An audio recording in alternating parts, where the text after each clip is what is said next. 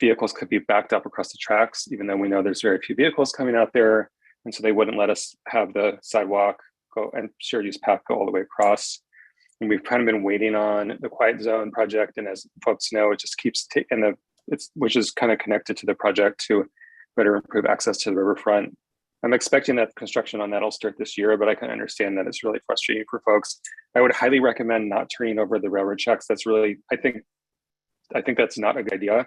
What I do when I go there is you always want to cross railroad tracks like at a right angle. So I just go across into a little cul-de-sac, go around and come back up on the other side. Or if you're on an e-bike, if there's no traffic in the travel lane, just hop in the street and then you can go through the crossing and then hop out back on the path. I'm just trying to give some advice. I know that doesn't solve the problem. 13th and Alder, we'll talk about that at our next coordination meeting with our traffic operations group.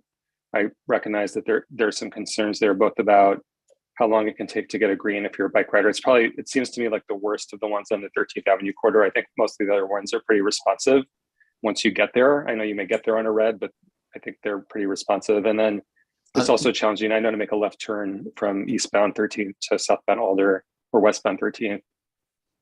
I didn't quite understand the Bikeway location. Can someone explain to me the exact location there? I'll make two quick notes. Is that on 13th and Alder, that is the one intersection that is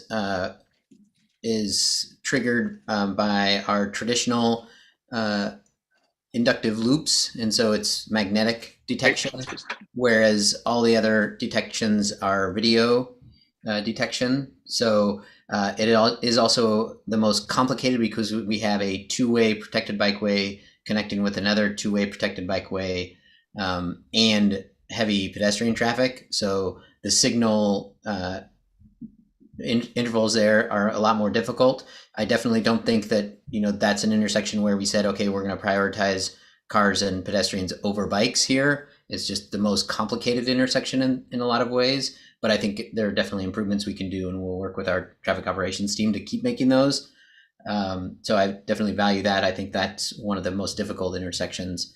And then, Rob, I think that what Sharon was talking about was the path as you're going along Coburg on the west side. So like if you're going from Oakway Center back to downtown and you come across, you go under the underpass and then you're at that traffic signal and you'll have a red as a pedestrian and the cars will have a green.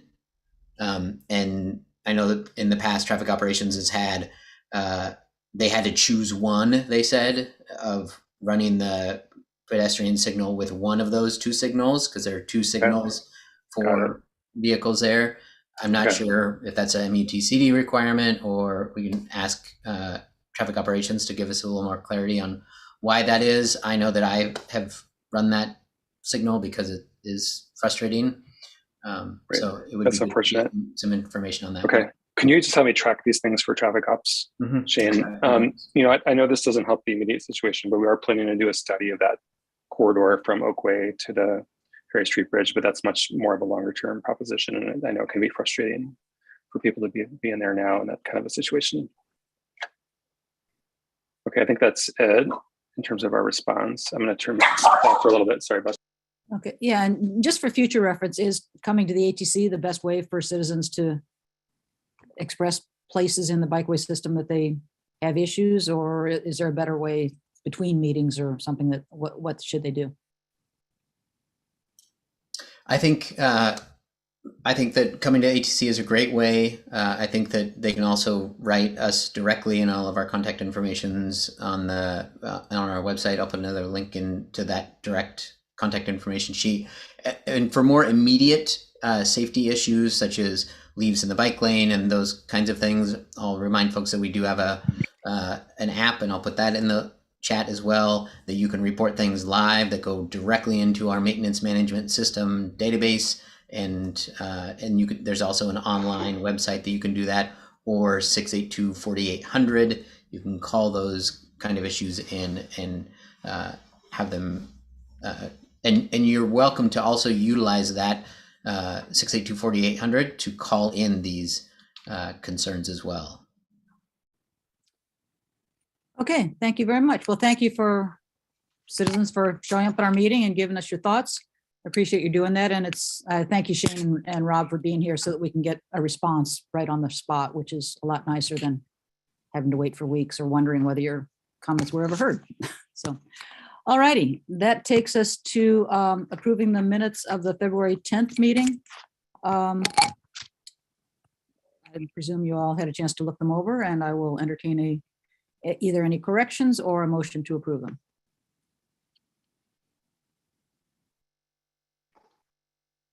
I'll move that we approve the minutes.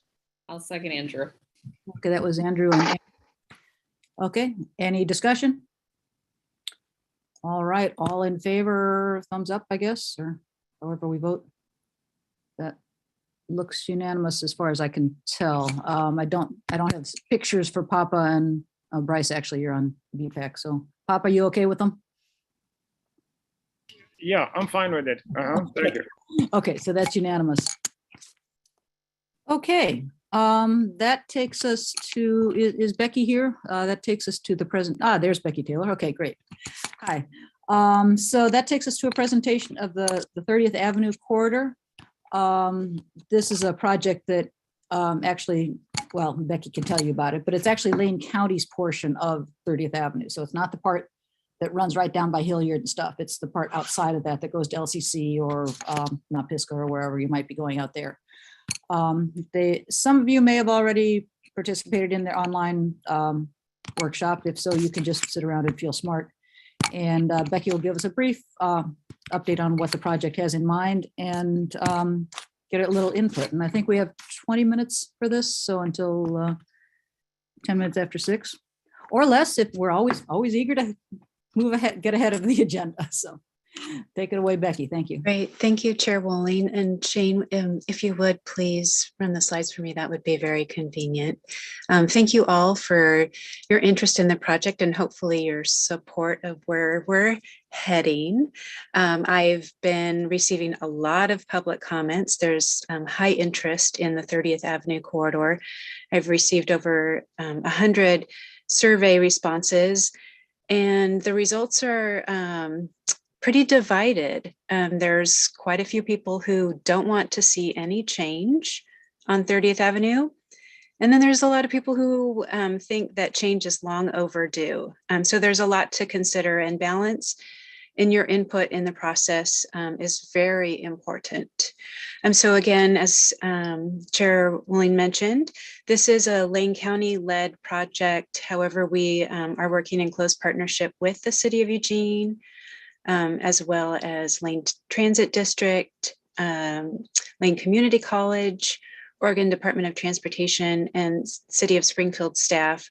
All of those agencies have a big stake in what happens on 30th Avenue because we all own facilities that interconnect, and we need to work together so that we can better serve people who are traveling through the corridor regardless of jurisdiction.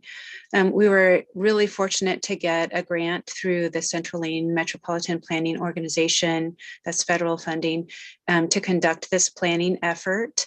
And so with those funds, we were able to hire some technical expertise, tool design. We've got a couple of really smart engineers helping us with some design concepts.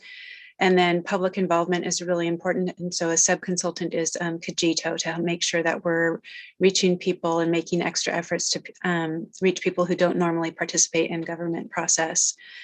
It's called the Active Transportation Plan intentionally because one of the primary objectives is to make 30th Avenue safer and more comfortable for people walking and biking. And I know that's the charge of this group. So I'm really excited to be here tonight talking to you. Next slide, please.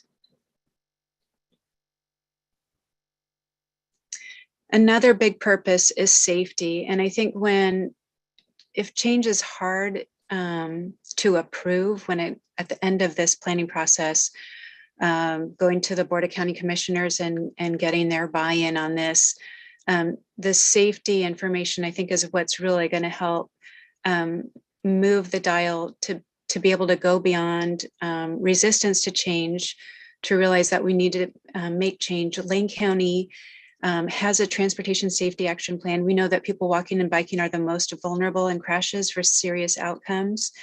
So this slide, it may be difficult to see on the map how many crashes there have been, but maybe it's not surprising to you that most of the public comments coming in saying, I've never seen a crash out there. There's no safety problem.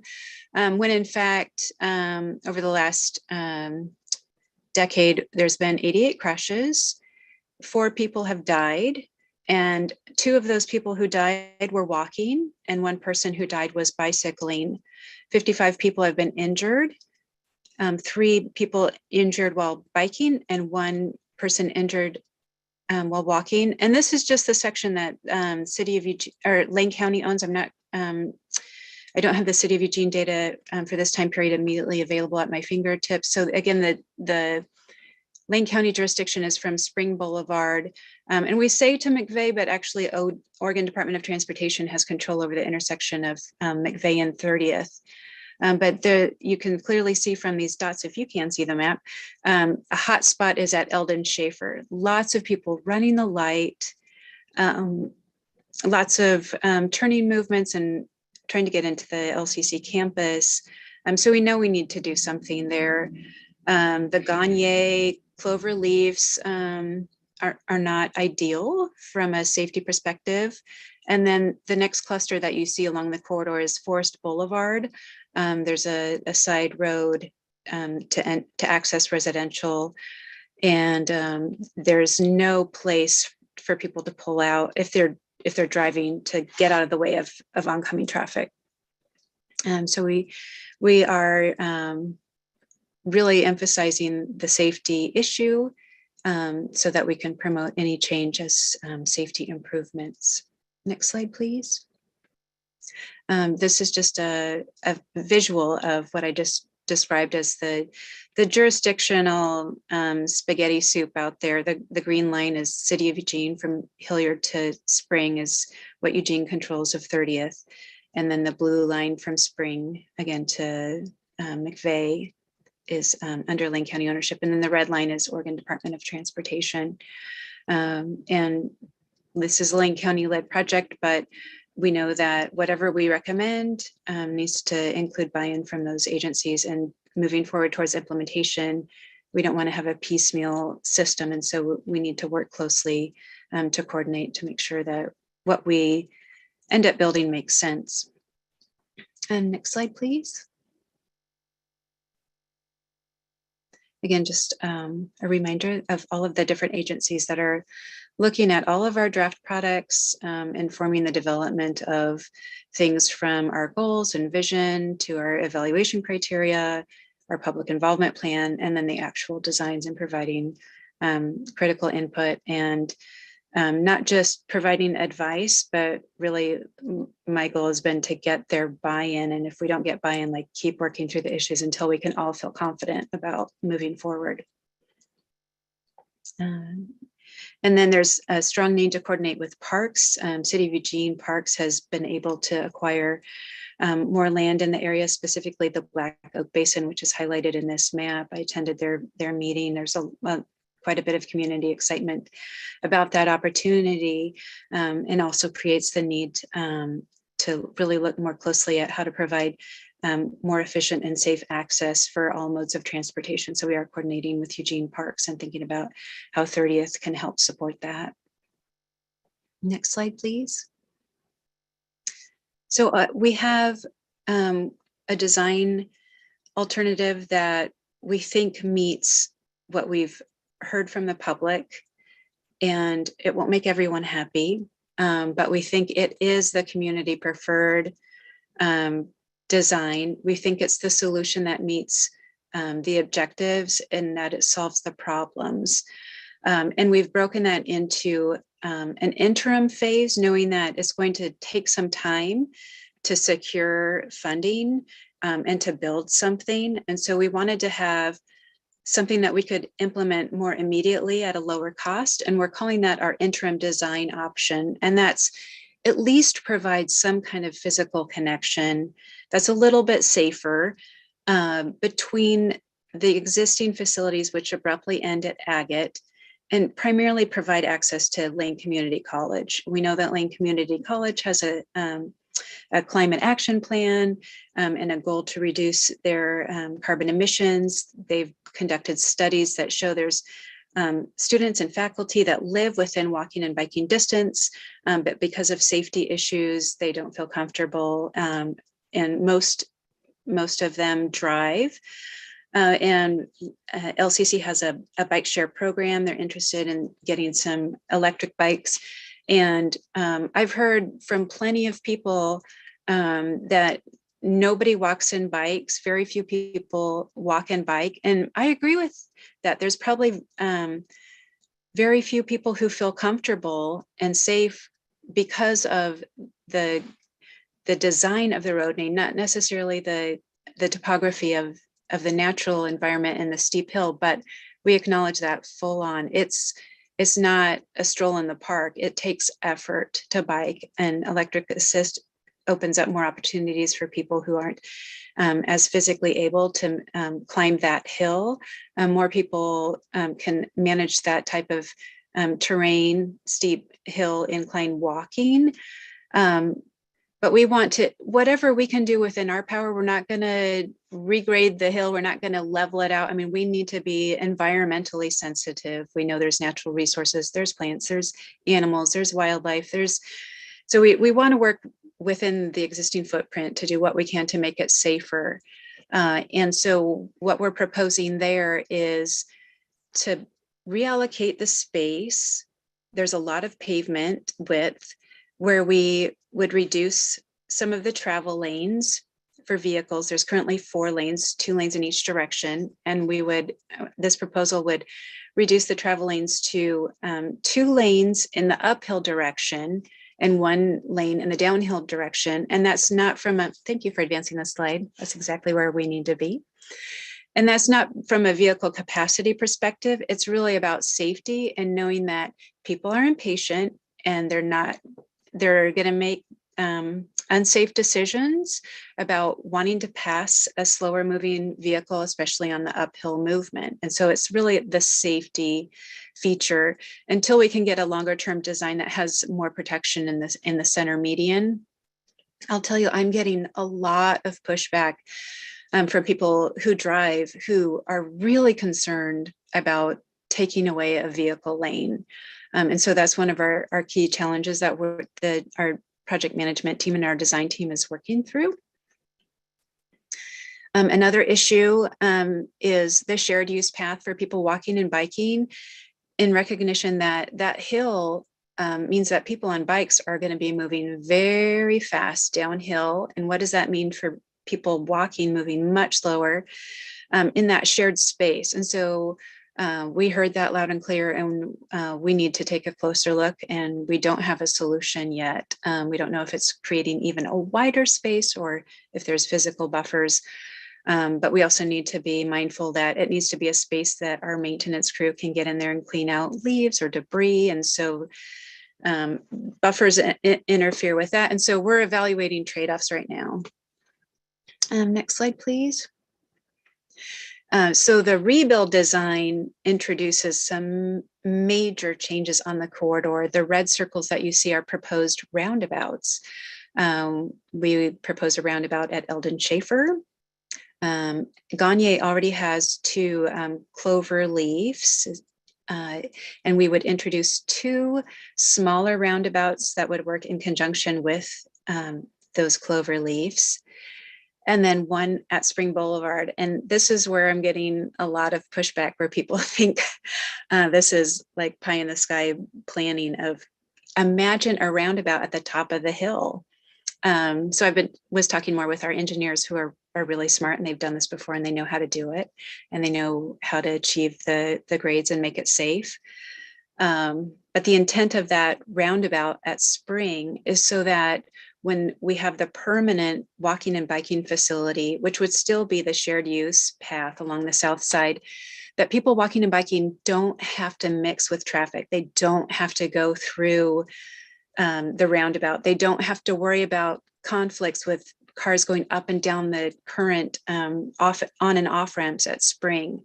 And yeah, so that's the intent of the roundabouts. And there's a lot of public apprehension about that. Next slide, please. Oh, so another element that we need to think about more carefully. So in this also full build, we take away the lane, the second lane climbing up the hill. We just give vehicles one lane in each direction. And we're wanting to create wider shoulder opportunities, not for people to pass, not for people to see a wider area and drive faster, but to fill that opportunity area in with stormwater treatment, with benches, with things that really make this corridor vibrant.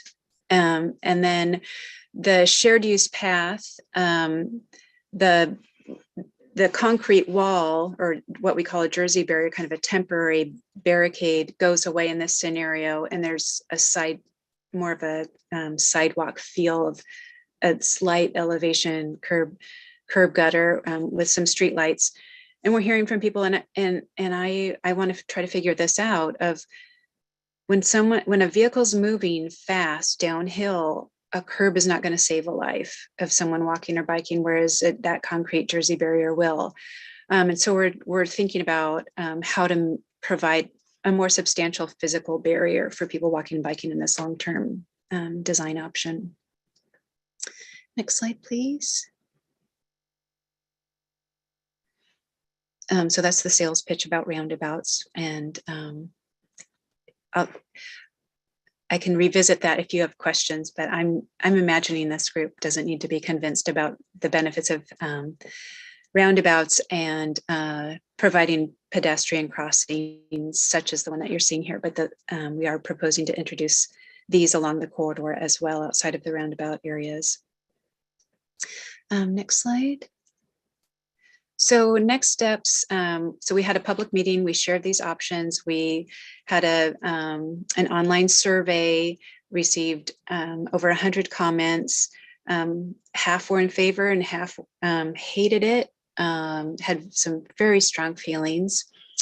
And so we're evaluating all of that, and we're going to consider some design refinements to respond to those comments.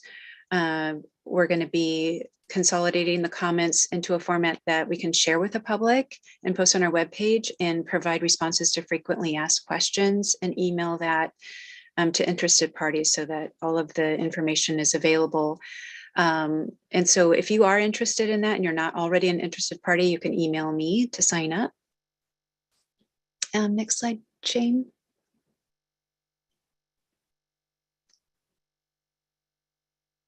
And then future steps, we'll share the responsive design to the public, any design modifications that we've made in response to public feedback at a final public open house this summer. And that's at the point where we will identify that this is our community preferred alternative, which we would then present for a more formal adoption and acknowledgement kind of commitment on the part of Lane County through a public hearing through our Transportation Advisory Committee, which is kind of Lane County's, we call it equivalent to you, but it's not equivalent. You are very focused and specialized on active transportation. The Transportation Advisory Committee for Lane County is roads focused, but they are paying much more attention to walking and biking. And they are very aware of the need to improve county facilities for walking and biking. And they're very aware of the need to improve safety for everyone. And so that public hearing opportunity will be well noticed, and highly encourage all of you to provide testimony at that critical point in time in decision making. They'll be making a recommendation to the Board of County Commissioners. And we're hoping to schedule that action in winter. And then all of that would prepare us to move forward confidently with trying to secure grant funding. We know what to build, what it's going to cost, and start the implementation efforts to realize some of this design work. Next slide. That's all I've got. Please visit the website. There's much more detail of the designs if you're interested on the website. and you can email me or call me anytime with any comments, concerns, or questions, and would like to open it up for any questions or comments now.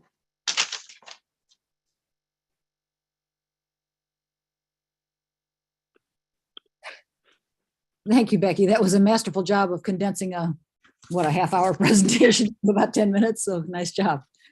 Alan, I see your hand up.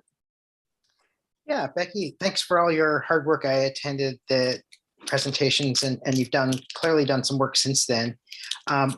In regards to the question of bicyclists and pedestrian conflict on the downhill, is one possibility have you considered as separating so the up and the downhill traffic so that, say, pedestrians or downhill they go maybe down Forest Boulevard or Forest Avenue, whatever that is, and the uphill is along 30th Avenue so that they're separated.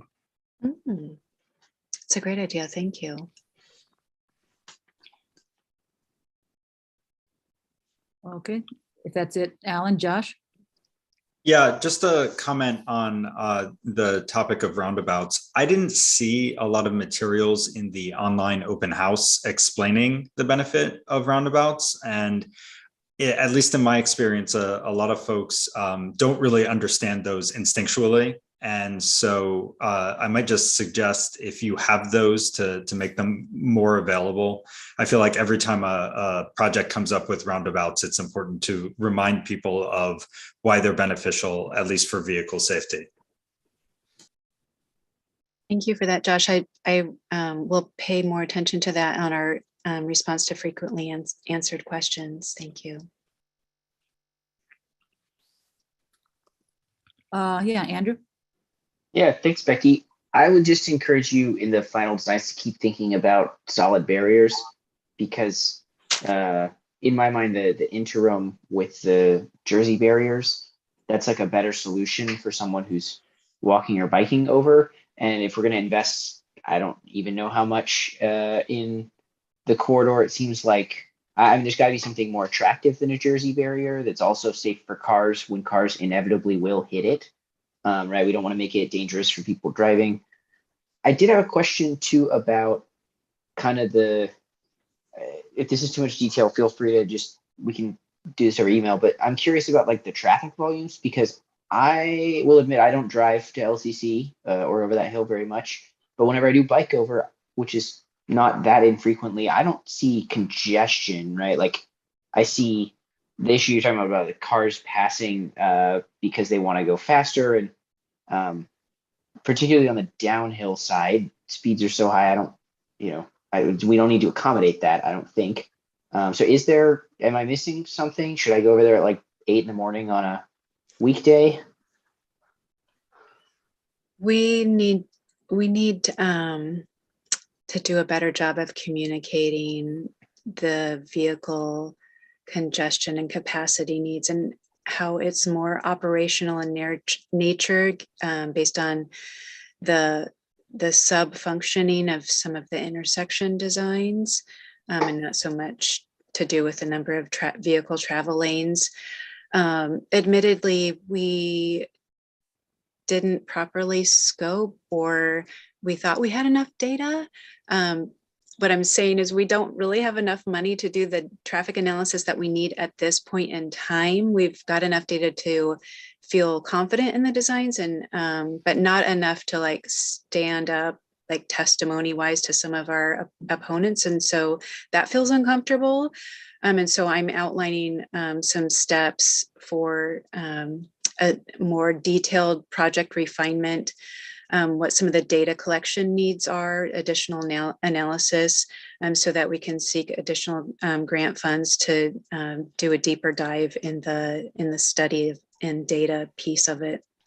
Yeah, that's really good to know. I guess like where I'm coming from is like, I know where I stand, and if there's like a trade-off between congestion and safety, right? But that's a real trade-off. And if that trade-off isn't real, then we shouldn't even be, right? That's like not a question that people should be weighing in on, in my mind, right? Like if you don't have congestion, then you should, do the safe thing. If there is congestion and we know that, let's talk about the trade-off. So that's kind of what I was thinking. So I'm glad you're collecting the data. Thanks, Becky. Thank you for that framing. I really appreciate it because I'm awake at night thinking, how am I going to frame this at the end of the day so that the board will approve it? Thanks. Yeah, Willie? Two things. I know this isn't exactly active transportation, but there's a lot of wildlife crossing through that corridor, and I wanted to know if there was going to be any sort of wildlife overpasses to allow a continuation as those parks get developed in that area. And then the second item was about, well, I second the any sort of physical barrier is better than a curb.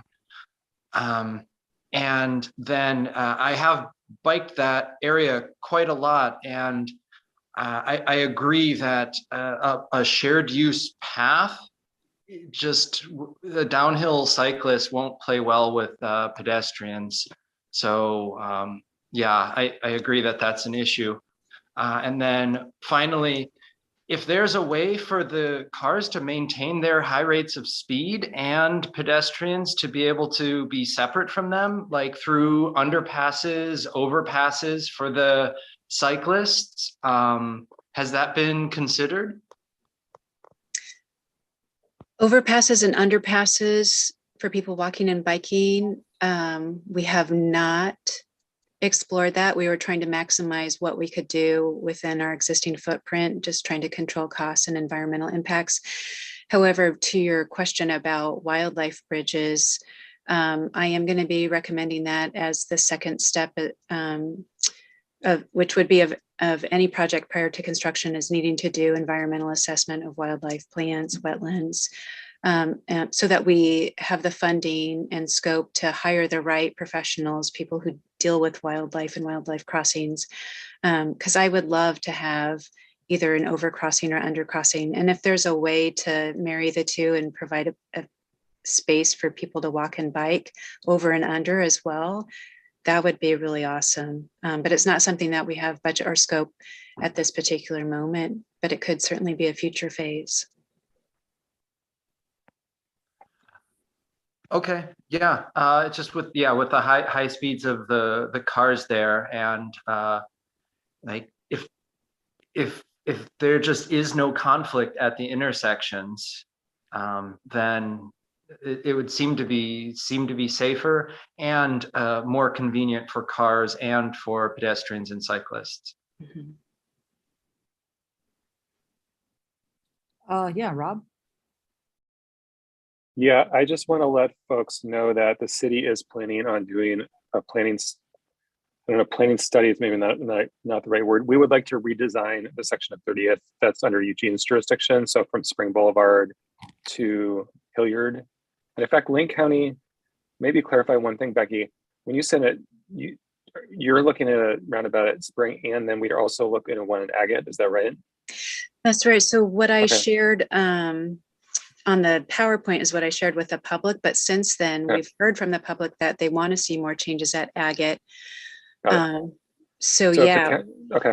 So if Lane County has enough money in their budget with their consulting firm, they're going to do like a concept design for a roundabout at Agate Street. And I think that would really do a great job of slowing traffic down coming into town. And we'd really, we'd like to look at taking 30th to one lane each way and really making it a street that no longer kind of divides the neighborhood. So that's just kind of part of, and that's just our thinking. We'd like to get there someday. Hopefully not too far in the future. Okay, well, thank you. I don't see any hands up, which is convenient because we're out of time for this topic anyway. So thank you so much, Becky, for coming. And thanks for having me. And it's good to know. Good to know who our counterparts at Lane County are. So. Yeah, thank you so much. Bye, everyone. Bye-bye. Bye, Becky. Okay, so Rob, I guess you're up next. Actually, for the next two topics, we have first an update on the pavement bond measure, and then after that, progress on our transportation related plans. So. Great. All right, I'm going to share my screen and see if I can get this to work. There we go. All right, so I'm gonna run through the presentation that Katie and I gave last time, but there's some changes to it. And so I wanna, in an ideal world, we maybe would have waited to come back, but since that was already in your agenda, we figured, you know what? Let's just have a conversation, show you guys the latest. I think Sue and Ellen have seen this already, and just take it from there. I also have some other, I'm gonna throw up another presentation for you guys to answer some questions from last time too. So I'm kind of gonna zoom through this because this is all stuff you saw before. This slide's a little different. And just to say, like, we've been going to some different groups, and so the presentation's been sort of evolving. We've also been getting some more direction from our internal leadership too, and that's changed the presentation too. So one of the things that's a little different is that we want to be more clear that this is still a bond measure that would be about paving streets primarily, but there would be a lot of funding opportunities, as I'll show you later, to ensure that a lot of those streets are complete streets when the projects are done. And there would also be additional money set aside for active transportation, safety, and neighborhood livability. So that's what you see on the right side. It's just a little bit different framing than what we had before.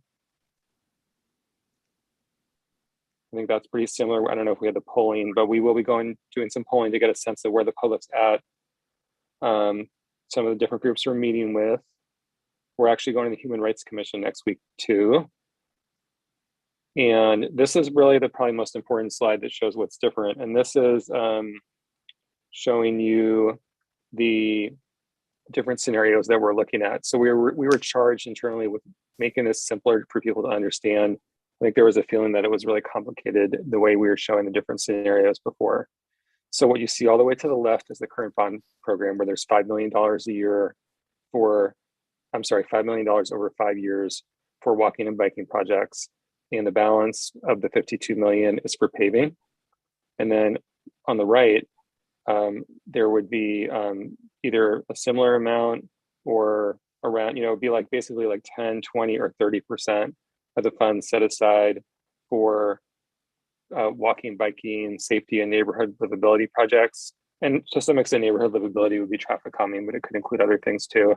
And then that other wedge that you see, that's the component of the paving part that would be for the complete streets improvements. So just as an example, say we have a street that doesn't have, where the TSP calls for bike lanes, and there's also a need for some enhanced pedestrian crossings.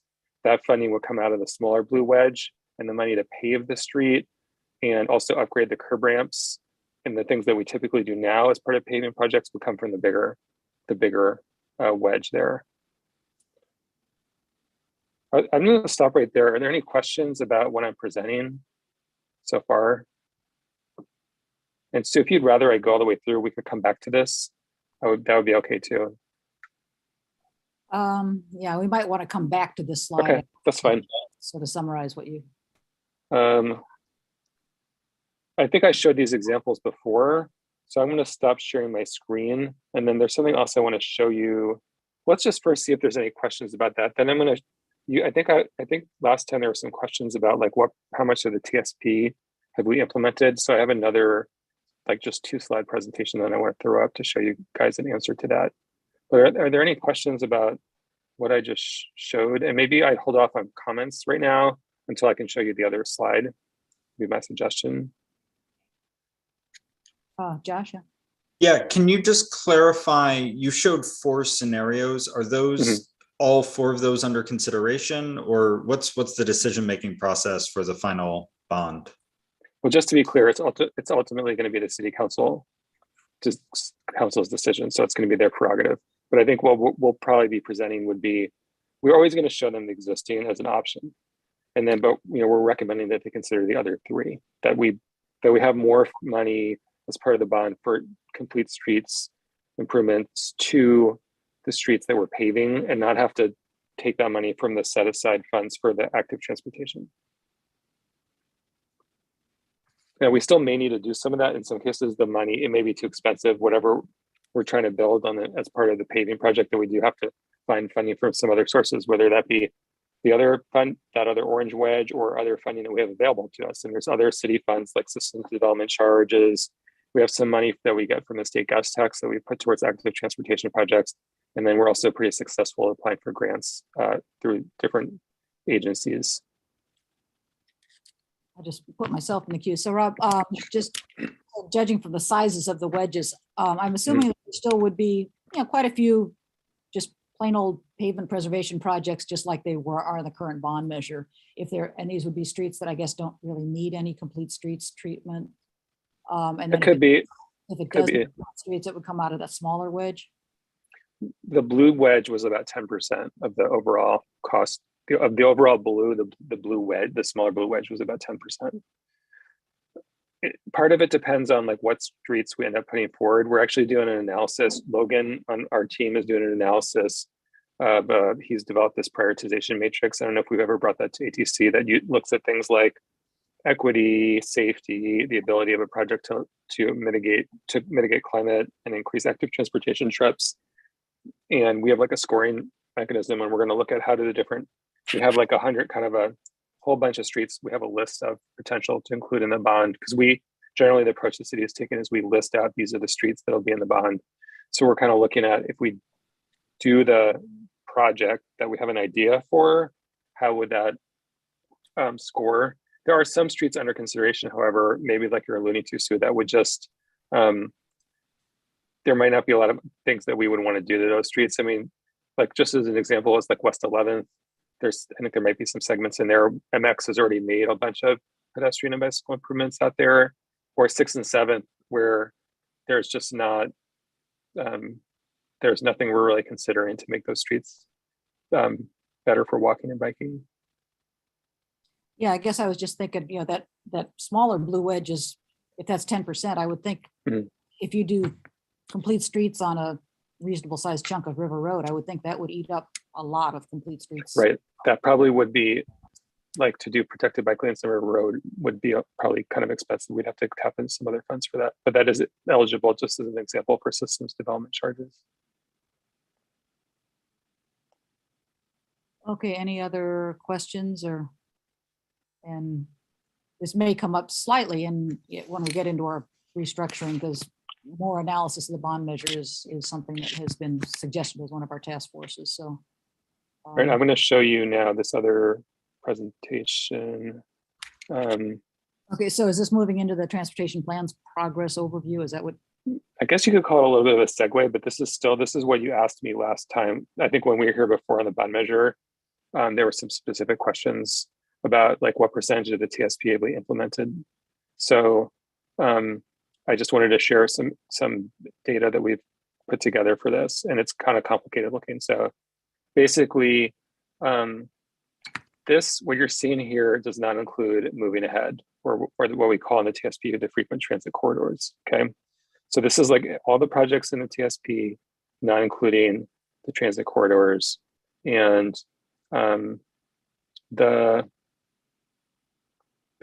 that's the column on the left. The column in the middle is like the non-ped bike projects. They might be projects that include pedestrian and biking elements, like the I-5 project that ODOT did had a path. So that would be listed there. We didn't pull out the ped bike part. And then on the right is the pedestrian and bicycle part of the TSP. So you can see out of the about 72 million, we've completed about $20 million of projects. And when I say we, that's not just the city, that's LTD, ODOT. There have even been some Lane County projects in the city. And then we have about $11 million of projects that are funded but not yet built. And then the remaining need is 41. Now, it's a little misleading because projects often cost more than we think they will. So when we did the TSP, we thought that what we're calling the Ruby Bridge over Beltline, the pedestrian and bicycle bridge, would be 4 million. But now our cost estimates are anywhere from like 9 to 18 million. So this is just based on the numbers of the TSP. And then what we did is we estimated that of the multimodal projects, so the middle column there, that about 20% of the cost of those was going towards pedestrian and bicycle enhancements. So that's the second bullet here, that of the need remaining, that about 20% or 29 million would be for pedestrian and bicycle elements.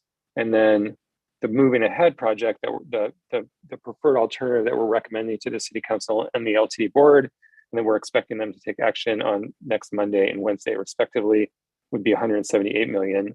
So the total funding gap would be 248 million.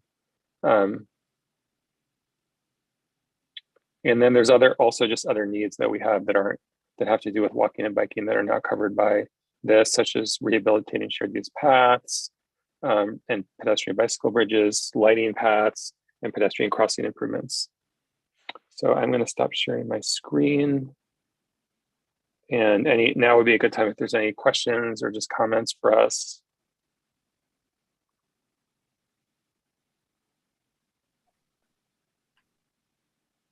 Yeah, Mary? In the world of city planning and transportation, is a 248 million gap a lot? Well, I think that the moving ahead projects are a big chunk of that. And so I would say it's kind of like we're putting like smaller pedestrian bicycle projects with really expensive transit projects together. And that's kind of why it's also helpful to look at the individual rows too. I mean, I feel like we've built a lot of the projects in the TSP, and we're, when we get to the next item, we'll talk a little bit about looking forward to the future, but we've also identified a bunch of different needs, like 30, and some of them are kind of like redesigning streets. So I think we're going to be moving in the future more to saying this street is just not a good street to serve the community. It's not even if it might have some of the elements of what we would say a TSP would look at. It has a sidewalk, 30th has a sidewalk, and that one sidewalk's wide enough to call it a bike facility, but it still doesn't feel like a good street. So, so I don't know. I mean, I think we're doing pretty well at implementing the TSP, but I think the moving ahead is projects are the big question mark and whether we can get those funded or not. I don't know if you'd want to add anything to that, Andrew, wearing your LTD hat.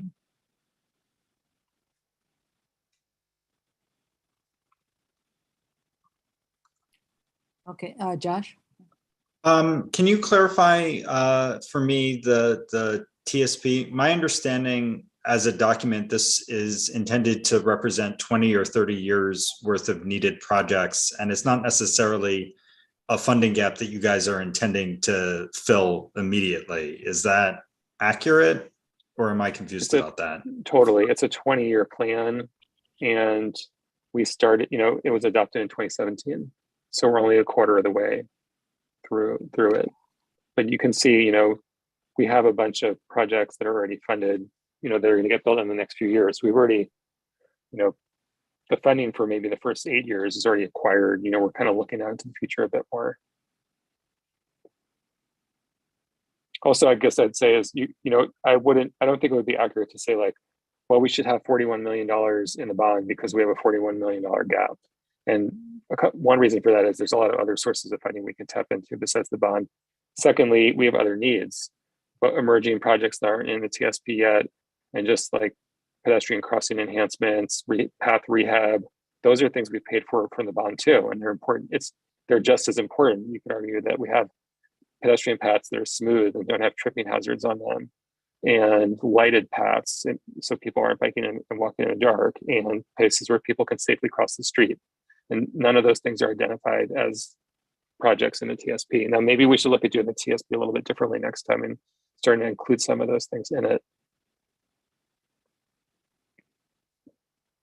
Yeah, just putting myself in the queue. I was just wondering, it seemed, maybe I'm jaded from past histories of transit projects, but even if moving ahead gets approved, I have a hard time envisioning any of these things actually getting built in less than 10 years, maybe, or I mean, it's always seems like a really, really long process. And so if we're dependent on some, critical bike ped projects as part of moving ahead, right. Are we still looking at the timeline that the TSP sets for getting the projects going? I'm hoping that once we get direction from the City Council and LTA board that we can move faster than we have in the past. And, or at least, I don't know how fast it happened for West Street and MX, but I do agree that moving ahead, the name might have implied that we were going to move faster than we did. And so I think we can do better and move things along faster. The other thing, and I'll let Andrew go in a second, but the enhanced corridor at Highway 99, I hope we can move that along more incrementally, because we're not going to be changing, with an MX corridor, you kind of have to do it all at once because you're changing the vehicle type and you need a new kind of station that's higher up, where the platforms are higher off the ground. But an enhanced corridor, that's using more like regular type buses, you can implement that more in a more piecemeal way. Go ahead, Andrew.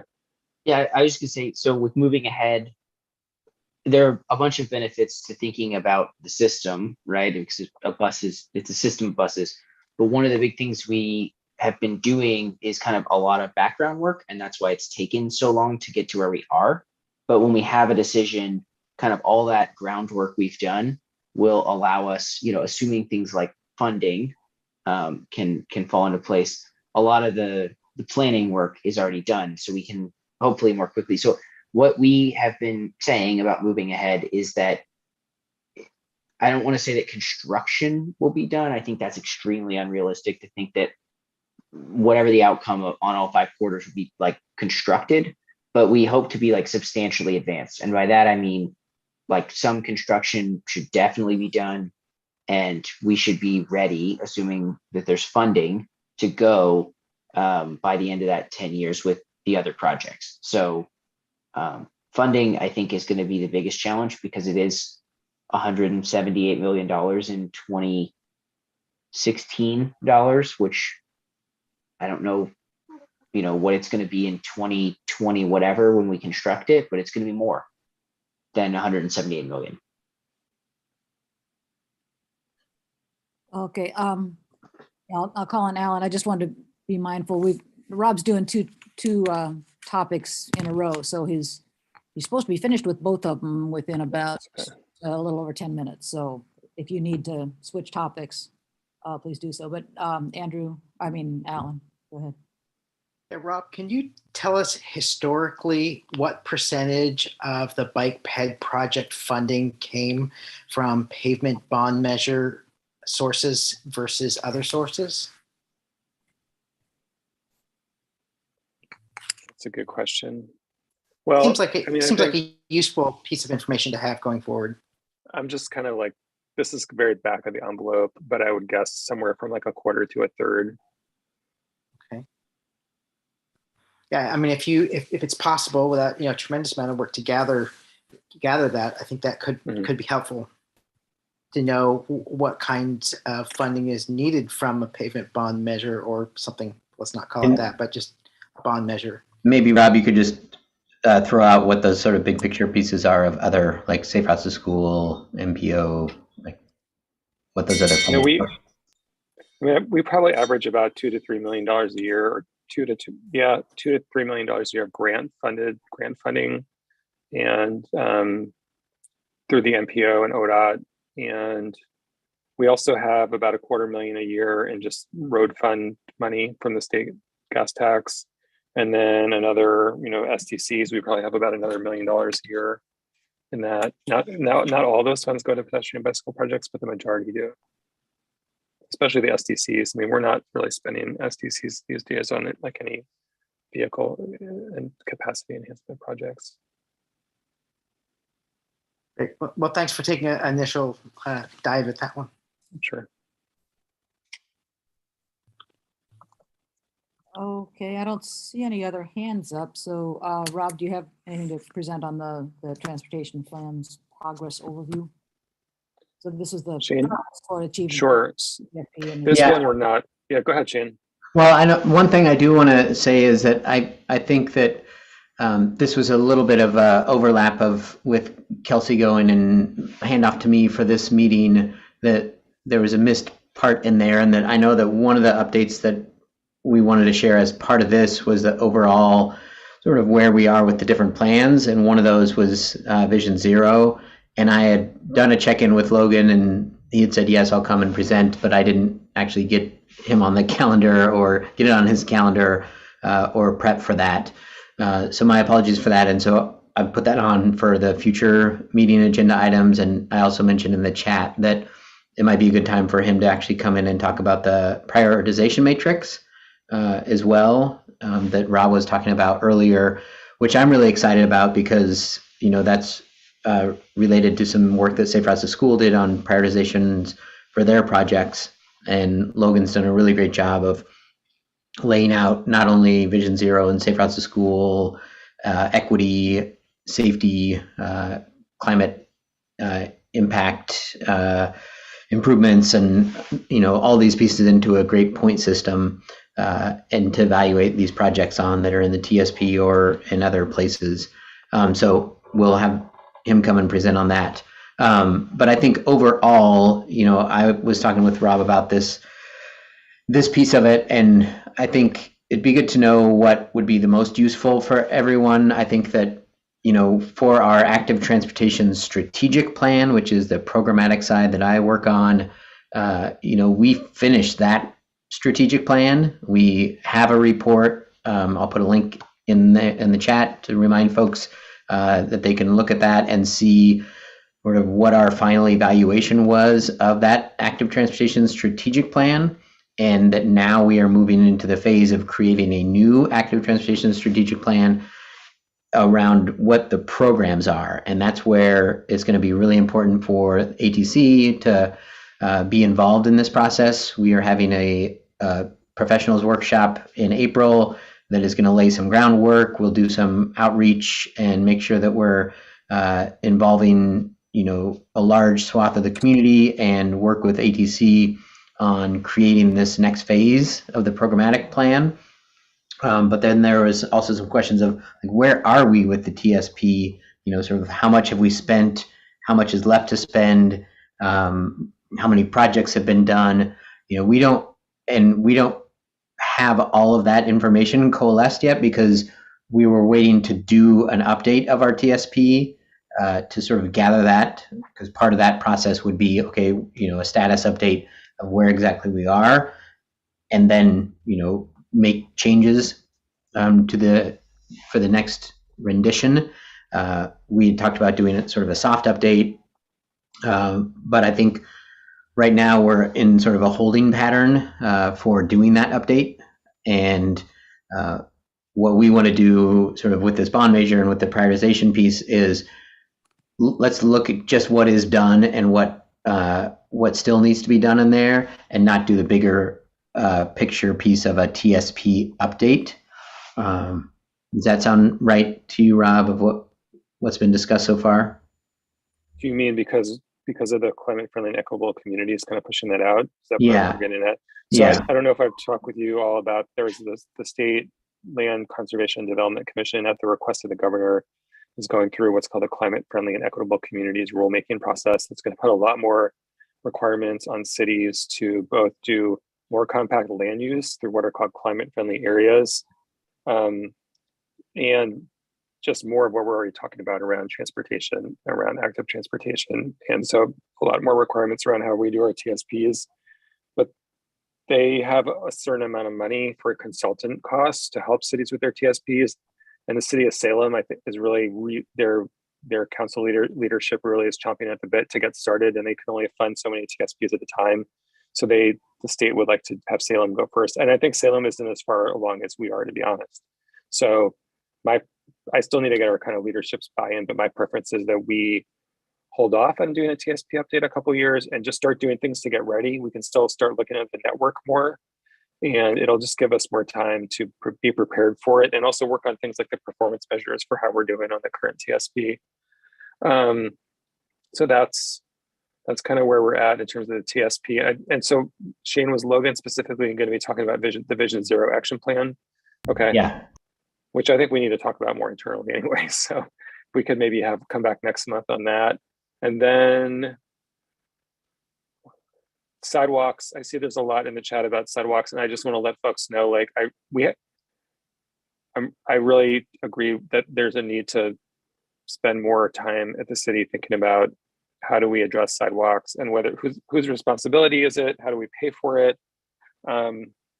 So we have 3 new planners starting on our team within the next couple months, and I'm really excited about. We have one, her name's Trish, who's already signed an offer letter, so she'll be starting in late April, and then the other 2 aren't 100% yet, but I'm really excited about the group we're bringing on board, and I want to assign one of them to really have like a good chunk of their time to work on sidewalk stuff.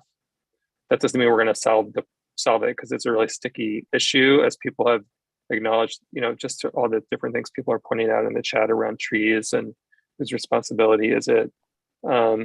but it's something we really need to get started on. And it's both, maintaining existing sidewalks and building new sidewalks in areas where there are gaps. I can give a very quick staffing update too, if folks would like that. So I told you we have 3 new staff joining us. Larissa Barella is leaving our team, for any of those of you who know Larissa. And so her last day with the city will be next Thursday. One of the new staff will be kind of sort of replacing Larissa's position in a temporary basis, because the 3 new staff are what we call limited duration staff. And then we're also posting the community engagement coordinator position, which was Kelsey's. We posted that today we're required to post positions internally for a week first if they were union positions. And then if we don't get enough candidates or a qualified candidate in that week, then we would go external. So I think we would definitely try to put that out on social media if it goes external, to let folks know in the community about the opportunity. And then Shane, I think, may have mentioned before about Jeanette, who's joining the transportation options sub team starting next Monday. So eventually we'll have 5 new folks on the team, about half the team. And so that's where we're at. Okay. Trish, yeah, sorry, go ahead. I'll stop there. Well, thanks both of you. Sure. And speaking for myself, I guess, I mean, I know you're doing a ton of projects and you're doing a ton of programs and stuff. I guess I would still like to see, ideally, even just a dashboard. It's like mostly in terms of mode split. I mean, we're doing all this stuff, but is our mode split of bicycling and pedestrian, is it going up? Is it staying the same? Is it going down? And I realize you can't really measure that day to day, but overall we want to see. So I'm less interested in how many programs did you complete than in, right, is it getting the job done? So and then also in terms of the number of projects of the TSP. We got this many projects in the TSP. We've done this many. We've got funding or programming for this one, and we have this many still out there we're working on. So I would love to see like a dashboard that we could see updated on a regular basis. Kind of like the climate action plan has some of that stuff on a dashboard, and to have something similar to that for the TSP, I think would be really helpful.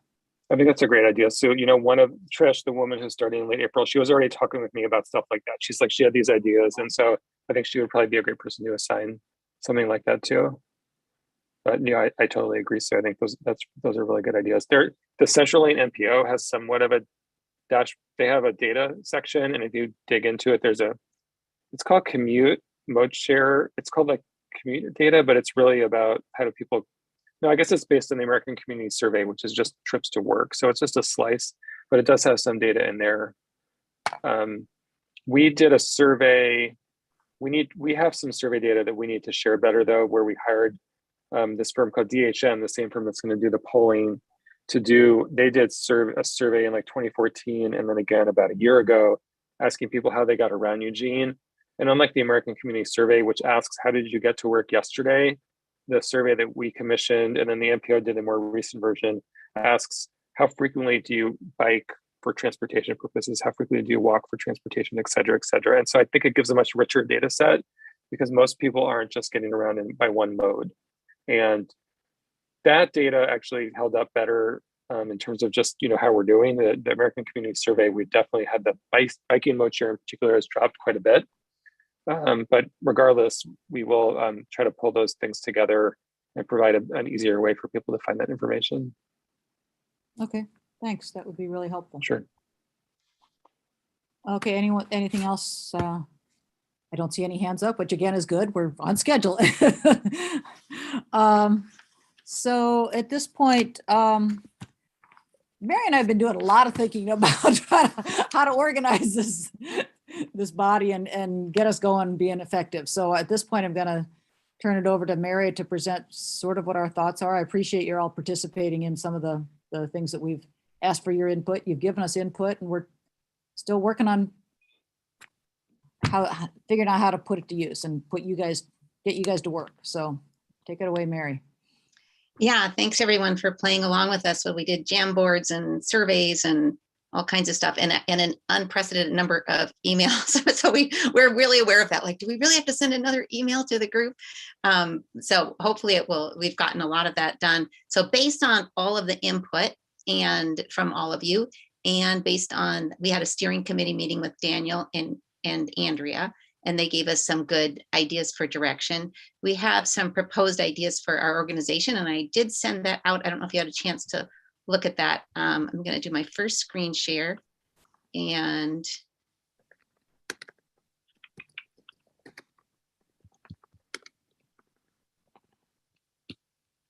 is it there?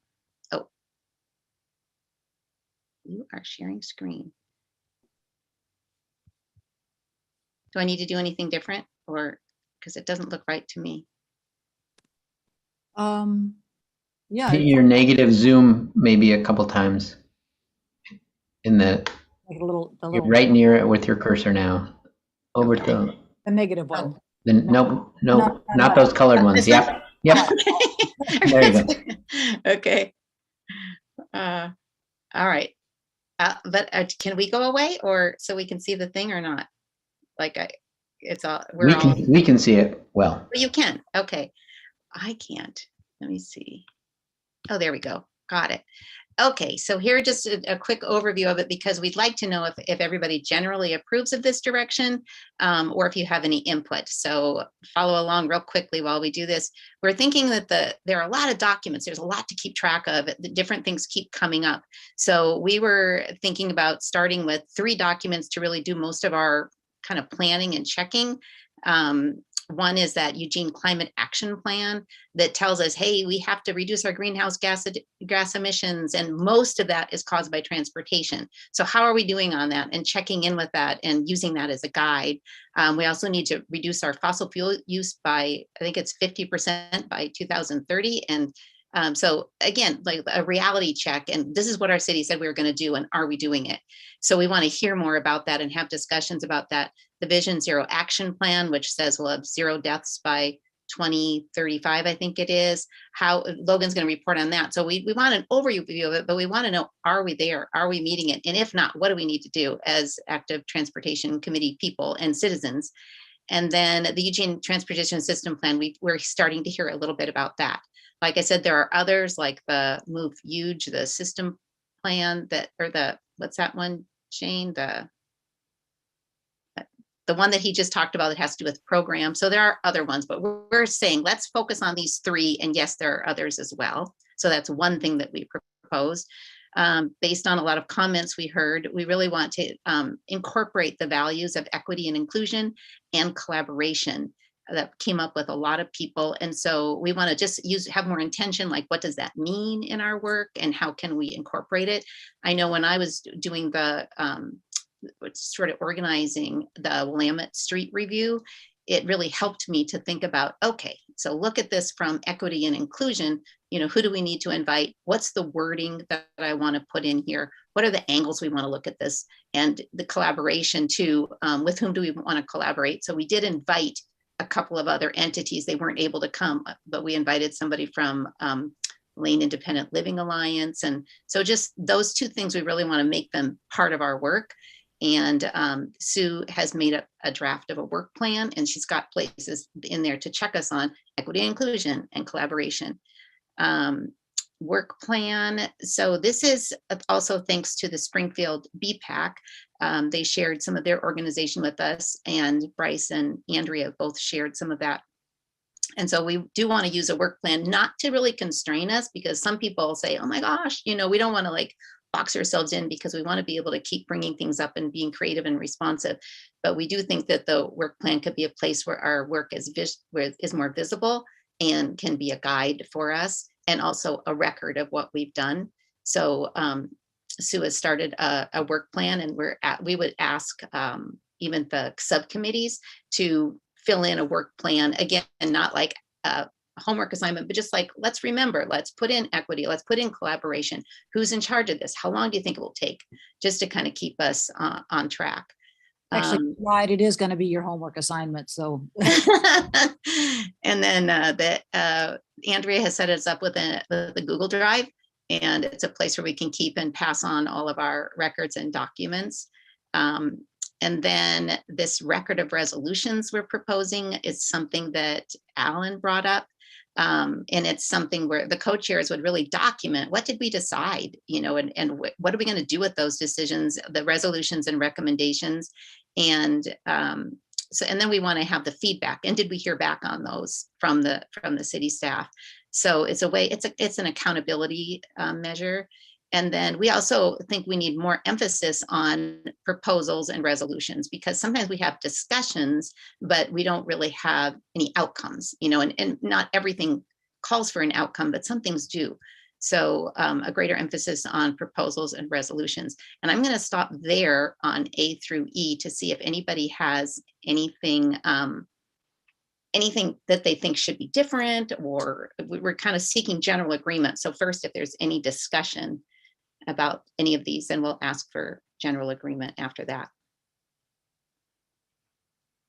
Any comments? Should I stop sharing my screen so we can? I see Josh's hand up. I feel like I've talked a lot tonight, so I'd love other people to go, but nobody else raised their hand. So I would encourage you, if Shane does manage to get another draft of the Move You plan done, to include, because it, Josh, you're kind of breaking up a little bit, at least on my. reflect a lot of the encouragement and education work that's really, now there's not really a document to refer to, but once that's completed, and if it's completed before the end of the sort of time scale of this, I think that would be great to have in there. Yeah, I think we did discuss that, and there's some people who would agree with that. So I think it wouldn't hurt to put it in there, and it certainly is a major document. So if there's no objection, we will make that addition. Anybody else? Okay, not to rush it, but can we have a thumbs up for general agreement on these items of organization? Thumbs up, sideways down. Yeah.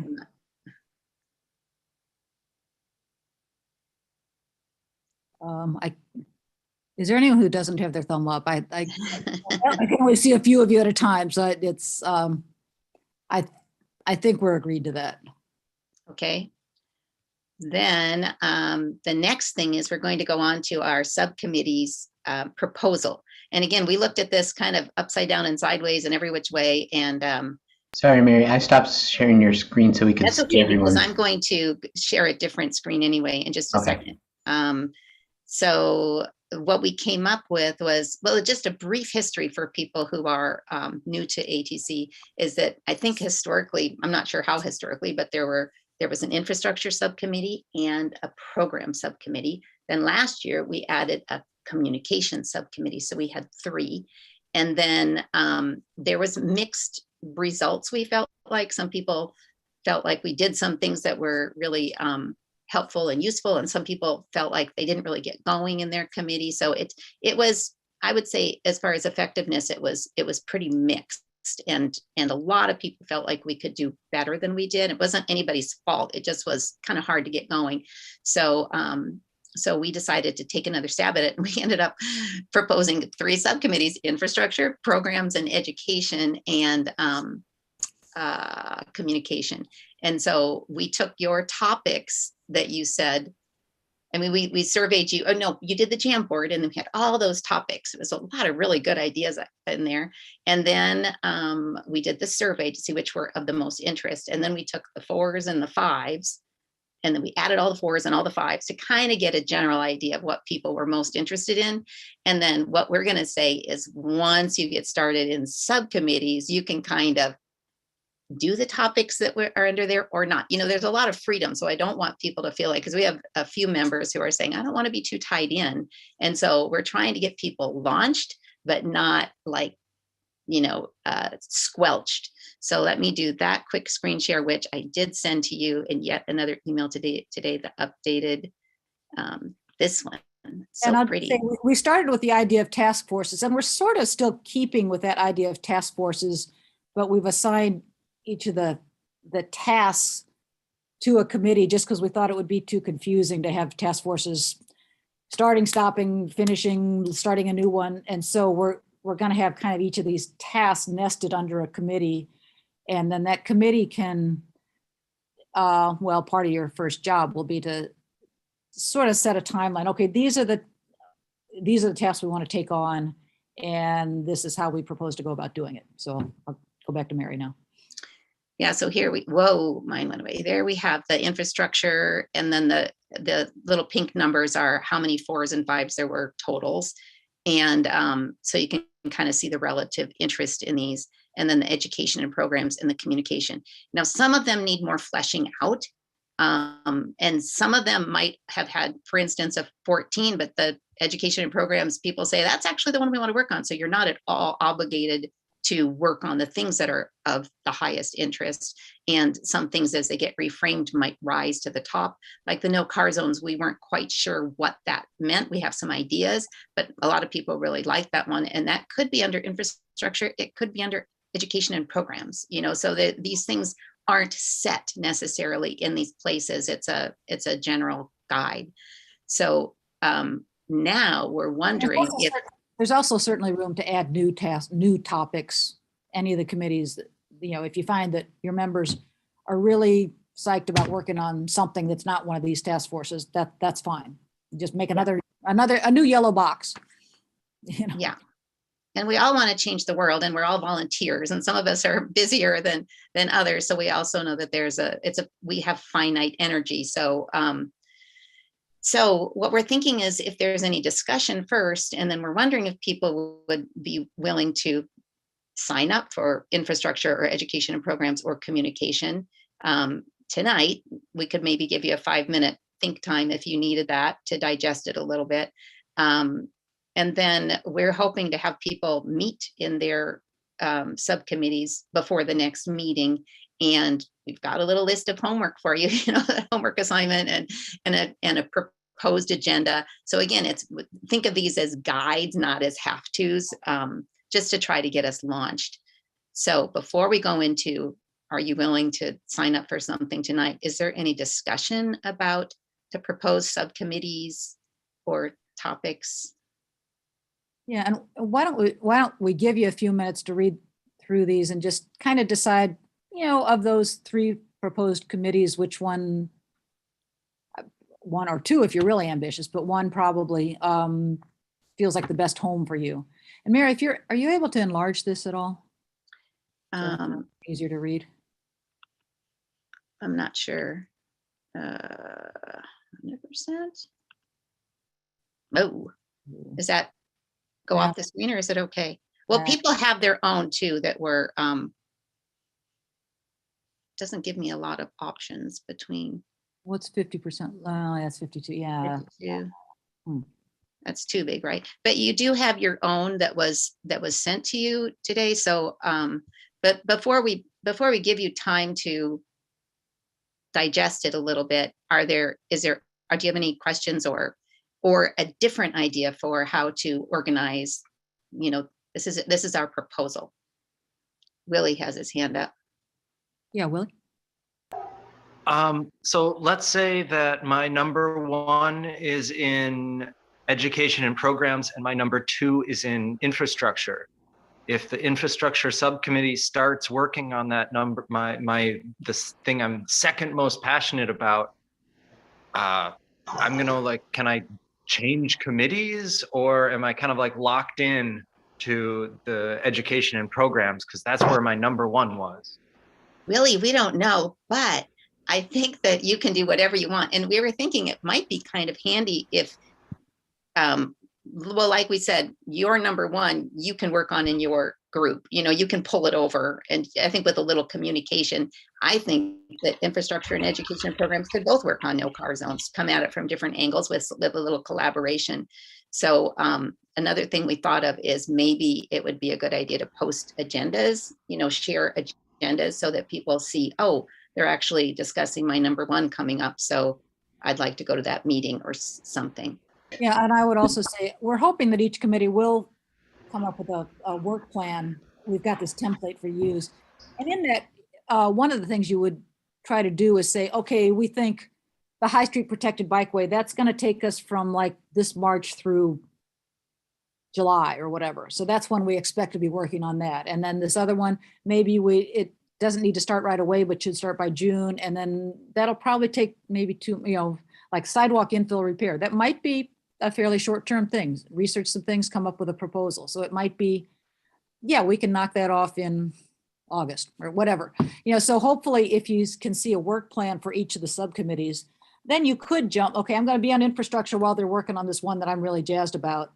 And then when that one's finished or are underway, then I'll switch down to the other committee that's working on something else that's really exciting to me. So hopefully those work plans would give you an idea of how you could best, work on the things that are most interesting to you. Yeah, Julie? I just wanted to say thank you both so much for putting so much time and energy into wrestling, herding the cats and wrestling eels, because it's difficult. I think my biggest comment about it is how difficult it is to really sort out what is education and programs and what is communication, because one is the other in many cases, and it's very difficult to decide where it really should be. So that's just my comment, is like, that's tricky, because it's communication is education, or education is communication. And so that's just kind of, I think, an artificial separation that I'm having some trouble, personally having trouble going, well, what goes in what, and not being sure that I really completely agree with the choices. And those might not actually end up being the right titles for the committees either. Maybe if each committee starts to settle on what it expects to work on, maybe there's a better name that more adequately describes what it's actually working on. Papa? Yeah, so Sue, am I understanding this right? In my case, I'm interested in the infrastructure committee, but also I'm interested in something that's in the education and programs. So let's say both things are being done at the same time, then I'd be out. But if so, what I'm understanding is that I could be in the infrastructure committee, and then you'll be posting all the details of what they're doing into the committees. And if I'm interested, then I would participate. Yeah, at a minimum, I think each committee would report back at our monthly ATC meetings, and hopefully not only describe what they've been working on, but what they expect to work on in the next month. And so if that's something that, I got to jump on that, then you would have the ability to do that. Okay, all right, Yeah. Thank you. This is sort of an artificial construct that we had to kind of put together, and it's imperfect. So we're also entertaining other thoughts from people. We don't have all the answers. Yeah, Alan? In response to Julie, I think that the communication committee probably ought to circle back and redefine the boundaries of what what our charge is. I see the communication committee and the education and program subcommittees pretty differently, and not a fuzzy boundary between them, but I can see how others might see it similar. So that ought to be the next topic, or one of the topics for the communication committee next time. Okay, is any of our newbies, is this seem like something you can kind of understand and could get yourselves signed on to something? It's confusing enough even for the people who have been around for a while. It's probably kind of overwhelming if this is your first rodeo. Well, let's play it out and just see what happens. Would you put your hand up if you need like a 5-minute time period to just mull it over a little bit and read through? Anybody need that 5 minutes? And Sue and Mary, if it would help you, I can launch a quick poll that just for you to see, like, I'm most interested in one of the three. I'm also interested in one of the three, and you kind of, if that matters to you. If you know how to launch a poll, that sounds really great. Yeah, Oh, cool. So we're doing this right now? Sure. Okay. Just so you can get a feel. Hey, Shane, is there a way to make it not required? Or should we just, if we don't have a second choice? Oh, I don't think it's required. Oh, excuse my misspelling there too. I just threw this together. I actually don't know which one I want yet. yeah, I'm stuck too. And I'm kind of like Papa. There's certain parts of each of them that I'm interested in, but okay, I'll do those. And again, this would just be for starters. You're not locked into that committee.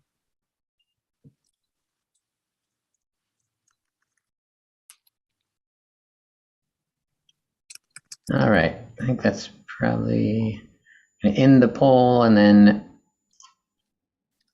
share the results just so you can see.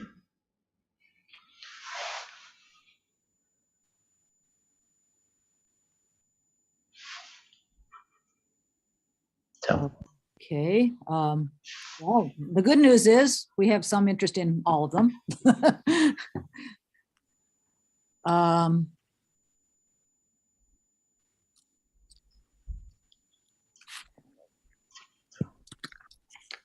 Let's see. I will highlight, I didn't say anything before, but I think the poll also goes to the attendees as well as the panelists. So I don't know if any attendees clicked on the survey as well. We only have 5 attendees with us right now, but we had about 15 people respond. And actually, I think our bylaws say we can allow interested community members to participate in our work. In the subcommittee? I think so. Yeah. So. Yeah, I think so. I think in the past we've also had experts in sort of certain areas join a subcommittee.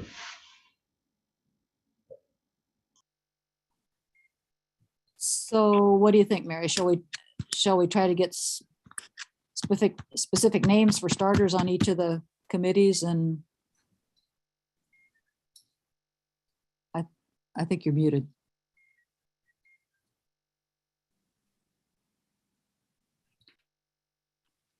I think we should go ahead and sign people up. And I think that groups should meet and you can talk about, the topics or talk about what you wish was in your group and have some discussions about it and then come back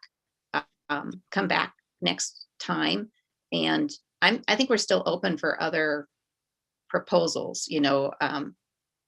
This is just our best thinking on what we had to work with. But I think we should just go ahead and keep going forward. Yeah, so I think if we can, I don't know what our best way of getting names for it. I think if we could have a meeting of each of the committees sometime during the next month, and we've got the homework assignment for what you might do at that first meeting and see how it goes, and then report back next week. Yeah, this seems like this might work. We have some things we're interested in working on, or no, we don't really have any. Yeah, this is not going to work for us. And I will say that last year we had several people who were on 2 committees. They had the time to serve on 2 committees and the interest. So that's also an option. And it could be if you're swamped in the rest of your life and you just don't have time for anything more than the ATC meeting. We hope that'll change at some point, but we're not going to compel you to. I mean, all you committed to really was the 1 meeting a month. That we'd love to have you do more than that, but recognize that life happens and that may not be possible for everybody. So how about if we put in the chat, we'll put in infrastructure, and then, although I can't see my chat right now, can I close this the screen share now, or do people still need that? I can get both the chat and the screen to show up. Yeah. Okay. I think we should just put in infrastructure in the chat and have people sign their name, and then we can put in education and programs and people sign their name, so we have kind of a record of it. Would that work for people? Okay, infrastructure, please. Infrastructure. write your name in the chat. While you're doing this part, I'll just highlight that the High Street Protected Bikeway review and comment on design. Sort of two pieces is that the design is already done. it's being built this summer, but there are definitely things that will need to be refined. But the design is already happening. It's being bid and built, but signal timing and all that will be refined still. However, there are definitely programs and communication pieces around High Street that we'll want to promote. It's high on our work plan that we want to have a really big celebration when that one is open. It's going to be really a big deal. So we want to, I'd love to work with some folks on that on the program side if you're at all interested, because it's definitely part of our work plan. Okay, so far in the chat, I've got Clarissa, Josh, Andrew, Ann, Papa, and Willie for infrastructure. Okay. Okay, shall we move on to education and programs?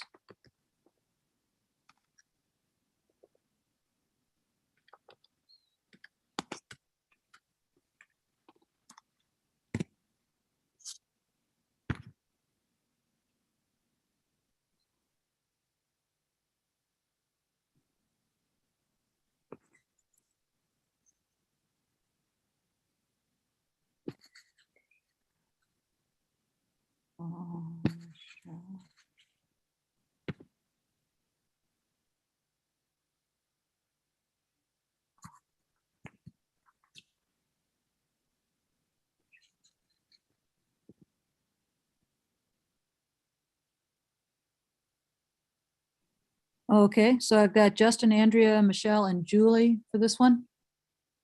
And then we had a late addition of Alan to infrastructure, so you can still do that too. I'll put up the last one then.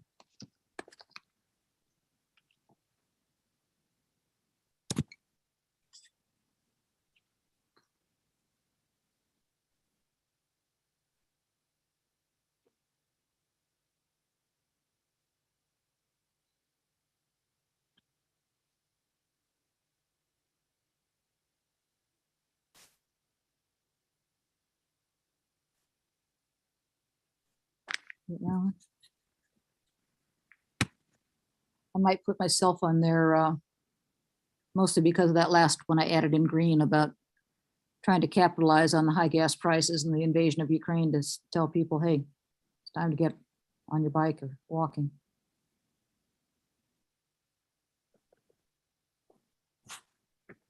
So it's Justin, Andrew,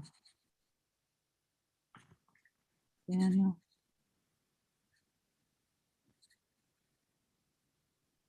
Okay, so on that, I've got Alan, Justin, Andrew, Daniel, and Sue. Anybody else want to sign up for any of the committees?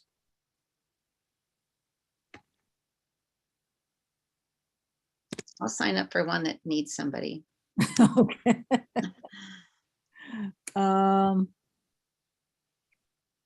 Actually, we're fairly well split. It looks like the education programs is one short of the number on the communications one, so. Okay. And I may try to sign on for a second one too, depending on things go. So thank you everyone for playing along. We'll see how it goes. And then the other thing we wanted to make sure we did before we leave here is to ask one person who signed up from each committee to be the one to set the meeting for your group and to facilitate the first meeting, just so we have that going on. We have, like we said, we have a proposed agenda that you don't have to stick to, and we have sort of like a list of homework. So hopefully it's a low stakes ask, just somebody who's got the capability of doing a Google poll or when to meet, and then can just go through the agenda. Yeah, so just find a time to meet and then facilitate that first meeting And then, yeah, you're not obligated beyond that first meeting, but it's just a way to get things started. Is there Um, somebody from the infrastructure committee who'd be willing to take that on? So we got Andrea for the, I can do it. Okay, who was that? That was Anne. Sorry. Okay, great, thanks. Anne's doing that. And then the education and programs, Andrea has signed up for that. okay. And then the communication,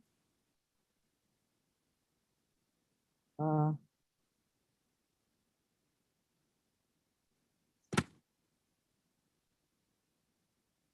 wait for it.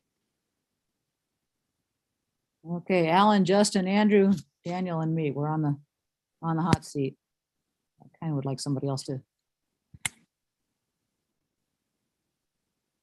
I'll offer I'll split it with someone. I'll use my Zoom account and send out a meeting invite if someone else will agree to put an agenda together. Well, this homework That's thing. compromise.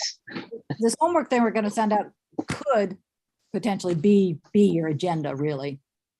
So that part of it is easy. It's just a matter of facilitating the meeting. Okay, can you just send me via email the list of people I should contact, and I will get it set up. Sure. I will send each of these. Well, it's Anne, Andrea, and Andrew. Oh, wow. You all have pretty much the same name. The list of your committee members. And so, and then we will probably send out to all of you this, what we're calling your homework, which is kind of sort of your agenda for the first meeting to see if you can get things rolling. But we will reiterate that this is your ATC and your life, so you can do it any way you want. Yeah, we're just hoping to find a way for the committees to be effective and get started actually working on stuff, as opposed to kind of trying to decide what it is that they're there for. But if it doesn't work and you find some other way of being effective, go for it. Yeah. Okay. Okay, is that what we have then, Mary? I think we're done with that part. Okay, well, that takes us to the report on the Willamette Street walkthrough. And I've forgotten, was that going to be you, Andrea, or was that Mary? Well, I can talk about it a little bit. I mean, Mary organized this walkthrough that we did, I guess it was last Monday. I think it sort of precipitated out of some complaints I had about things, just seeing sort of the state of certain things that I thought, wow, okay, it's going to be like this for a really long time. And, and I know it was an enormous improvement, but I think it's always really good to look at these projects and think about sort of, the next project, like what could be even better. So Mary was great about organizing this, and we had a walkthrough with Reed and got to see, various points that people had questions about, where extra signals were, for example, or the telephone pole guidelines that were obstructing the sidewalk and things like that. So anyway, so I think Mary can take it from there about the report that she put together, which I thought really, and Sue took great notes, I thought, and, really covered what we did on Monday. Okay, well, I think that overall people thought it was useful to walk the street together and to really look at it. And I think the outcome of this, we do have a report that tells what we think, and it's kind of future directed. But it also, I think it's doing something like this helps all of us become better advocates for transportation, because we'll give this to the city and hopefully hear something back from them. But, I think the city will do what they're going to do with it. But we also can now say, hey, this is what we said about South Willamette. Let's make sure we really look for these things in the next thing. So it's on us as well, going forward. And like Andrea said, we found that it was a phenomenal piece of work that we thought was really well done. It's so improved. People who were here from 6, 7, 8 years ago know that it was just not at all possible to bike on it unless you were an expert and and willing to take some risks. And walking on it was not a pleasant experience. You just walked on it to get someplace, but people, you never strolled or had a good conversation. So we saw a ton of improvements, and we're very grateful for the city staff. And then we also pointed toward like, well, what's missing? And really people in the group said, well, I still don't really want to ride my bike here. And I still don't think it's quite right, for that 20-minute neighborhood and it's, it hasn't been done for very long.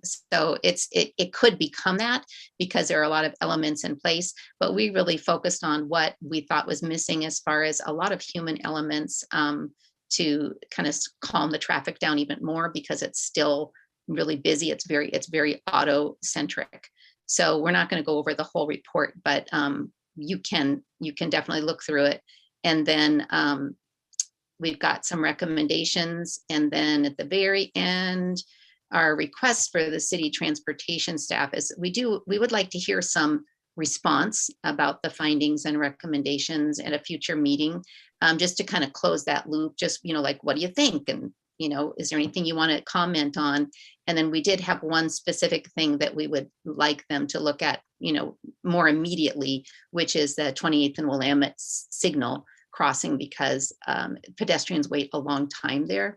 And we're hoping that they can take a look at that and see if the timing could be changed on that. Yeah, and I just wanted to thank Reed, and also Cass was there, and Kelsey, who's not with us anymore. But anyway, I really appreciate their spending the time to meet with us, and it gave me a much better appreciation for all the various things they have to balance in making decisions about a project like this. It's actually more complicated than I had realized. So I wanted to thank them for their time. And also, this is one of those documents that I think will live on our Google Drive. So then we have a record as we do more of these on future projects. So we have a kind of a record of, this is our analysis of how the project went, what went well, what could be lessons learned, that kind of thing. Yeah, Alan? I think you're muted. Muted. Okay, I wanted to thank you so much for all your work in organizing this, as well as coming up with preparing the report. It was something that crossed my mind after I read the report that I think is missing from it. And I think it might be important to include it, though I'm not sure the transportation staff can do much about it. To me, it seems like one of the biggest improvements in the long term that can be made to that corridor is the neighborhood planning that was started at the same time as the street improvement planning, but then got scuttled. And if over the years, we saw a lot of densification of the neighborhood and more residences, and we saw storefronts up against closer to the curb instead of parking in front, we would see a lot more people using the corridor by foot. And I think we know that when you get some people walking, that it encourages more people to walk. So I think we kind of wrote it off and saying, oh, well, that's a whole nother project. That's, that had a lot of neighborhood resistance, but in the long run, I think that will probably make the biggest difference. So to be noted. I think that ought to be noted in the report. Okay. Thank you. Papa? Yes, I'd like to really thank the city's transportation staff on the job they did, because I tested that corridor, I think about 2 months ago, when there's still that bumpy section. And this morning I actually went through it, and I was able to get a green light all the way from 29th to 24th. And the problem I'd had on that turn on 19, I figured it out how to get off the road and take it to the right and then back onto it. But I was wondering, there was no cars. So if there was a car coming around, I guess the car would have the right of way, or would I have the right of way? And then the second place was on 19th. I got to 19th and I got confused with the parked cars over there, and I went to the left of the cars and the path was to the right. Oh. But I wonder, it was just me getting confused, or if I didn't see a sign. But otherwise, I say I really enjoyed riding on it, and I didn't have any hassles of arguing with pedestrians about being on the sidewalk. Thank you very much. Yeah, and actually on our Willamette Street walkthrough, we actually did it only from 24th to 29th because the two-way conversion of Willamette Street was sort of a separate project. We could conceivably do another walkthrough of that section because it does have some kind of innovative bike treatments that are. That might be helpful because we've definitely been hearing mixed reviews from folks, that some that like it and some that definitely don't like the jog.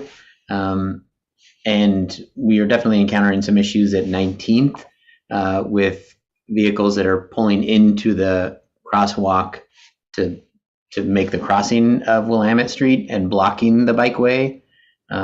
So there's definitely some work to do on that project still. So if the ATC wants to give some input on that, but we definitely know that there's some work to be done. That was the first of that kind of design that we've done. Because we're getting low on time, I'm gonna put at least one or two items in the chat for some info share. Okay. Willie had his hand up, it just disappeared. Are you? Sure, I just heard that we didn't have a lot of time. I just wanted to share, I was using that section by 19th. I was pulling a trailer last week, and it was the wheels of my trailer kept going off on the path on the curbs. So it was a little difficult. I know that's an edge case, but that was just my personal experience last week. It was more challenging, and next time I'm just gonna take the lane if I have a load like that. Okay. Yeah, it sounds like this could actually be a task for what either the Communications or Infrastructure Committee has put together a walkthrough of that section of Willamette. Just saying. Okay, Andrew. Oh, I was gonna say really quick.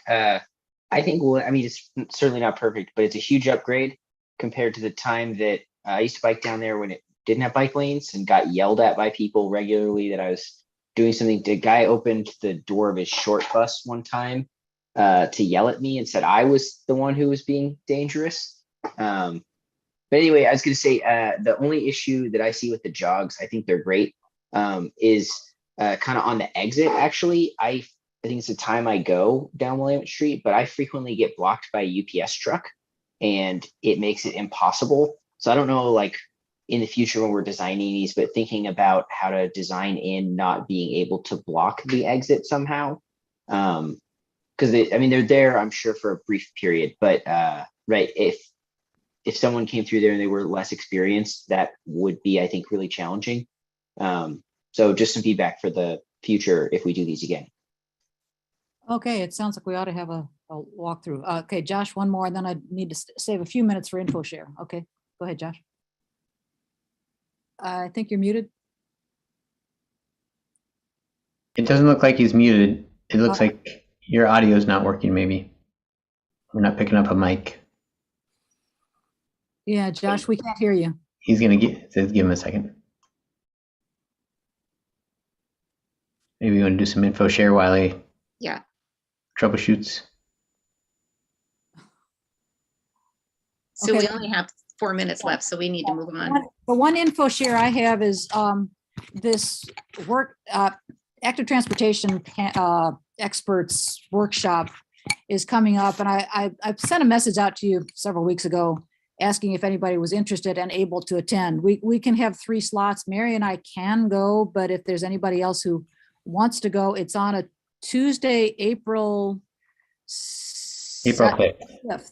It's an all-day thing on a Tuesday, so I realize that cuts a bunch of you out, and I don't know if you're interested or not, but it would be a good opportunity. It's oriented more toward the people who do this for a living, but it would be a good chance to get to know what else is going on, who the movers and shakers are, that sort of thing. So if anybody's available and interested in going, please let me know as soon as possible.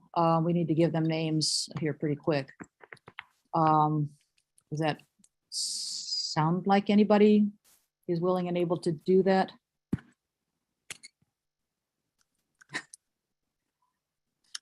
Can you hear me now? Yes, yes. Barely. No, we just lost you again. Okay.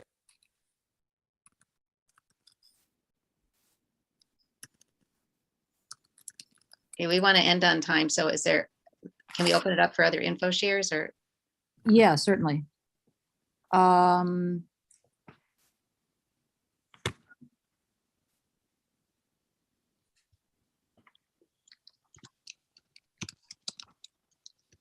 Any other info shares? I'll just answer Alan's question about agenda for the Active Transportation Professionals Workshop is being set right now.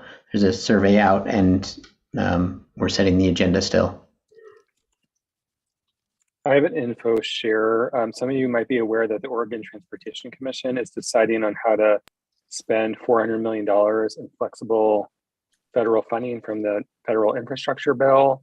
They're taking public comment through March 25th, and they're considering basically like 4 different scenarios, one of which would put the most money into active transportation. So I definitely would encourage you to just go to the Oregon Transportation Commission webpage. There's a public comment form that you could fill out. One of the things, a couple of things that the city of Eugene is specifically advocating for that would actually be a change to their scenarios. So a little bit of a uphill push, but maybe possible, is they're proposing to have a great streets program that would be only for ODOT streets, and it wouldn't, the money would not be eligible for other major arterial roadways. And the problem we have with that is that we've taken a lot of ODOT streets into city jurisdiction. All of Highway 99 pretty much in Eugene, from like Prairie Road all the way to I-5 pretty much is all coming to the city. That was all Highway 99. It was not great when they gave it to us, and there's still a lot of problem areas on that street. So we're saying that we ought to be allowed to apply for that. In particular, we said streets that were transferred since 2000. They have the main program for building shared use paths and pedestrian and bicycle bridges in Oregon is called Oregon Community Paths. The amount of funding in this program compared to past ODOT grant programs for paths has not gone up, even though projects cost like 3 times as much now, has not gone up in like 15 years. So they've only allocated $15 million every other year for Oregon Community Paths. So we're advocating that they put significantly more money into that funding program. I think they could flex some of the funds pretty easily in these scenarios to put more money towards that. So I definitely encourage folks to advocate for those things. Thanks. Okay, any other info shares? We're kind of right on time now, but anybody got a quick one? Climate Revolution's bike ride on Sunday at 1 o'clock at Monroe Park. Rob, when is the OTC meeting?